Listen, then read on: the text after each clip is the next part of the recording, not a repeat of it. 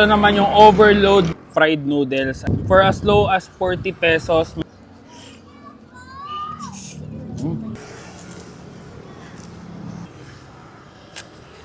Dahil nga nagutom kami ni Utol ay naghanap kami ng mura pero malasang merienda at natagpuan nga namin itong JCM Snack House dito sa number 17 Malagasang 1D sa Imus, Cavite. Nagtitinda nga sila dito ng iba't ibang merienda tulad ng fried noodles, burgers at ang bestseller nilang takoyaki at marami pang iba. Budget friendly ang merienda ang ino-offer nila dito kaya naman di na ako magtataka na mula bata hanggang matanda, babae at lalaki ay talagang dinadayo sila dito. Dahil nga open din sila araw-araw from 2 p.m. to 10 p.m. daily. Kaya naman dahil nagtitipid ay saktong-sakto ito kaya naman napa-order na kami. Umorder nga kami ng kanilang buy one take one na overload burger, overload na fried noodles at syempre yung malasa nilang takoyaki. Oh, patatagalin ko pa ba? Andito na yung food trip natin kaya naman tara, bakbakan na natin to. Let's go! So mga box, ayan, nandito tayo ngayon sa JCM Snack House. Dito yan sa bago nilang branch along Malagasang Road. In-order nga natin yung mga pagkain na hindi nakikita sa kanilang menu. So ito yung mga secret menu nila katulad nitong burger. Ayan, yung overload burger na mas overload pa sa overload burger nila. Tapos meron din sila ditong fried noodles. Overload fried noodles, sa dami ng mga nakatopping sa kanya.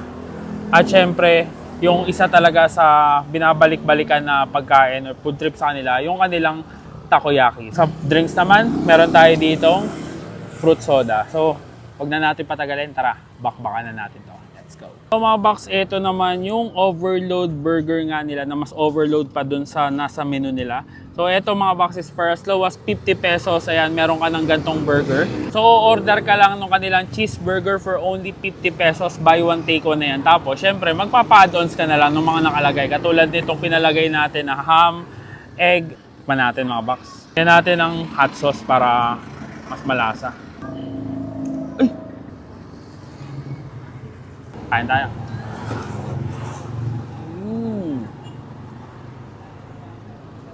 Buy one take one pa to. Eh dito pa lang parang isang burger pa lang busog ka na. Ito naman yung overload nila na fried noodles. Ayan. For as low as 40 pesos, meron ka ng fried noodles. Tapos syempre, magpapa-add ka na lang nung kanilang mga toppings. Katulad nitong pina-add ko para maging overload is yung Shanghai, siomai at saka itlog. So yung mga sauce na nilagay ko dito mga box, yung oyster, teriyaki, at saka peanut sauce. Ayan. Kumain muna natin tong fried noodles. O na bahala kung gaano karaming sauce yung ilalagay mo. Pero syempre yung tama lang at yung makakain mo. Kasi baka pag nasobrahan ka, maumay ka rin. Sabay natin yung kanilang toppings. So. Yun o, egg.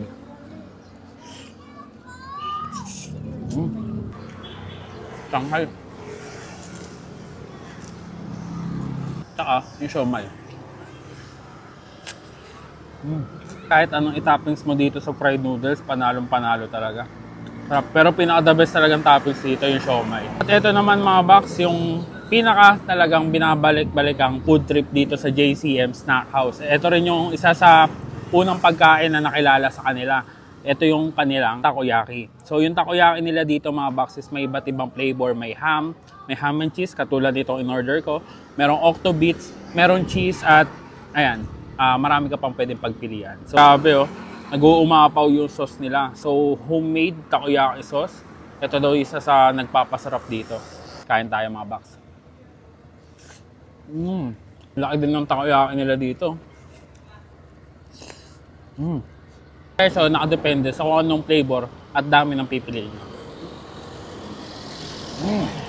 Grabe, panalo si mga food trip dito mga box. Ayan, kung naghahanap ka ng merienda at napadaan ka dito sa Malagasang o sa Imus, Cavite, ayan, try nyo na tong JCM Snack House. Sobrang mura ng mga food trip na ino-offer nila dito at sobrang dami ng pwede nyong pagpilian. Ayan, try nyo to, must try itong kanilang takoyaki. So paano? Uubusin ko muna to and kita-kit sa susunod kong dadayuhin ko saan may masarap, mura at kakaibang kainan. And don't forget to eat, ride and grind. Let's go!